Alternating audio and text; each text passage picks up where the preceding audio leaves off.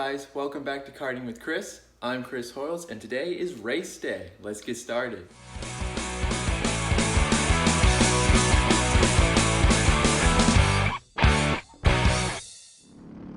So this is going to be my qualifying session right here. You get 5 minutes of qualifying and this one was my fastest lap. So the top guys, they'll draft off each other to get a better qualifying time. I did not have anyone in front of me to draft off of, so I couldn't get that advantage. One thing I'd like to say is a huge thanks to these corner workers. You can see them, like there's one right there. They're in the hot sun. It was like 100+ degrees today, and they're just doing it because they love go-karting. They love racing. And if it wasn't for the corner workers, the volunteers, the race directors, we wouldn't have a race. So a huge thanks to those guys as we crossed the finish line. And that lap was a 42.5. So that'll put me in 5th place overall. But since I'm considered a rookie, even though I have 10 years of experience, I'm going to be starting in 17th, sadly. All right, so we're gridding up for the pre-final here. Starting in 17th. There were 5 other rookies. I was ahead of all the other rookies, so that's why I'm starting 17th out of 21. So the bad thing about starting in the back is that there's a lot of, I don't want to say bad drivers, but unpredictable drivers. You don't know what the heck they're going to do. I've been karting for 10 years, so I kind of know what I'm doing, but some of these guys are just really unpredictable. So we started the race. I did not get a very good start. Usually by the second corner, we get into a nice formation, but everyone was still side by side. And look, I already got overtaken by 2 other people here. So this guy, Kart 41, I tried drafting off of him here. I didn't get a good exit going through turn 3, so we weren't going to be able to make the move here. But I'm going to try and stay right on him. Thought about the pass there, but he kind of shut the door on me. And then this guy just comes slamming in. So I'm not really getting a good start here. But now I just got to put my head down and churn out the fast laps. But if you look at 41, he almost pushed that guy sideways. This guy, number 622, he qualified in 2nd overall, no, 2nd overall, but he was underweight as I get this guy on the outside right here, or the inside. But yeah, he qualified 2nd overall, but he was like a couple pounds underweight, so he had to start in the back. So now we just put our head down, make sure the number 41 can't pass us again. I am about a couple seconds faster than these guys based on the qualifying time. So I wasn't too worried about being overtaken once I passed them. You see how quickly I caught up to this guy right here. Am I going to go for the move in 1? No. See, it's really scary to overtake going into turn 1. But that guy got a bad exit coming out of turn 1, so I got him in turn 2. Job done. I'm going to try and catch up to this guy up here. He's pretty far away, but let's see if we can catch up to him on the straight here. All right, coming up to lap 4, we are catching up to this guy.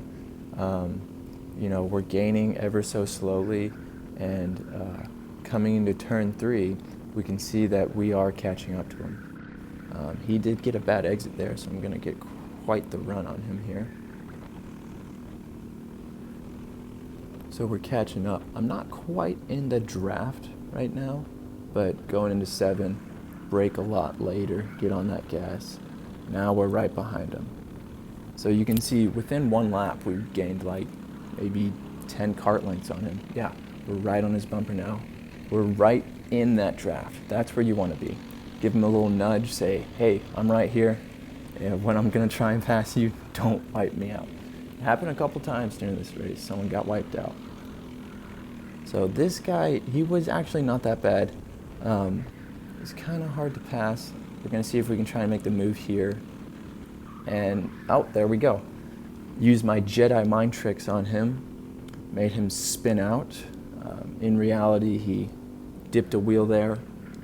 My dad said that people in the stands thought I pushed him off. Didn't even touch him. So the guy ahead of me, let's see if we can catch up to him. He's battling, so when you're battling, you're gonna slow down. So he just made a pass there, and look, I'm catching up to them. So let's see if we can get the pass done on this guy. This guy, he braked way late or way early on that corner. Like, he almost came to a complete stop, almost crashed into him. So that's what I'm talking about. Some of these guys can be a bit unpredictable. We're gonna get the move on the inside going into 7, job done there. And then we're gonna try and catch up to these guys right up here. There's a big, long train up ahead. So we're gonna try and see if we can catch up to them. If they're battling, it'll be easier to catch up to. So that's what we're hoping for. Going through turn 1, full throttle. Some of the like the younger people or less experienced people won't go full throttle there. So that's where you can catch up with most people. Going into the chicane right here. And then someone fell out of their cart, and then everyone's going all over the place trying not to hit him. That is one of the things about these kinds of races. You can flip the cart pretty easily, so you gotta watch out. Before I show you what happened, he is okay. I think he got a couple bruises on his back, and he said his neck kind of hurt, but everyone is okay. Alright, so this is my friend's video footage. So the guy in green, he's the one that people thought caused it, but in reality the guy in front of him locked up his wheels because his chain broke, and this guy in red T-boned him. You'll be able to see it. So right now, locked it up, has no control of the car, boom, gets T-boned, gets sent flying out of his cart. And you can see him right there, just laying in the middle of the road. So I want to take the time to show you what was the right thing to do. So what I did was right. You go around him. You don't spin off like these other guys. Because what happens when you spin off is you're causing more hazards. So if someone spins off, then someone else can hit him, and that causes a bigger issue. So you don't want all that spinning off to happen. All right, coming up to the next race. So this is the final. It's 16 laps. Again, starting in 17th, because it doesn't matter where you finish in the pre-final. If you're a rookie, you still got to start in last. So this time I was hoping for a better start, but if you can see, the light hasn't turned green yet, and people just took off. So apparently the green flag doesn't mean anything. So people just take off before the green flag is waved. I did not lose any positions, which is good, because last time I did lose positions at the beginning. So taking this guy on the inside here, savage lunge, catching up to this guy, number 5 here, and then all of a sudden just goes sideways, smacks me right in the side, and breaks my wheel. I have no turning now. So that was the end of my race, and it sucks. So this is my dad's video of the start. So again, people started before the green flag waved, but I didn't lose any positions. Coming into turn 2, again, we formed a nice train. Everyone was being safe. It's kind of hard to see which cart I am, but I just came out of turn 3 there, and then all of a sudden someone went sideways, T-boned me, caused this giant wreck, and there I am right there, no steering, banging my fist on the steering wheel, because it was quite upsetting.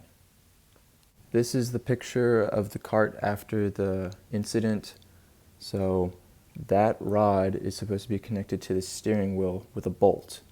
The bolt got snapped off, and the wheel was just hanging there and not doing anything. At first, we thought that was the only thing wrong with it, but we later found out that the actual steering column was bent. So there was a lot more damage than we thought. So if you liked the video, please subscribe And if you have any questions or suggestions, please comment below. Thank you guys for watching, and have a good day.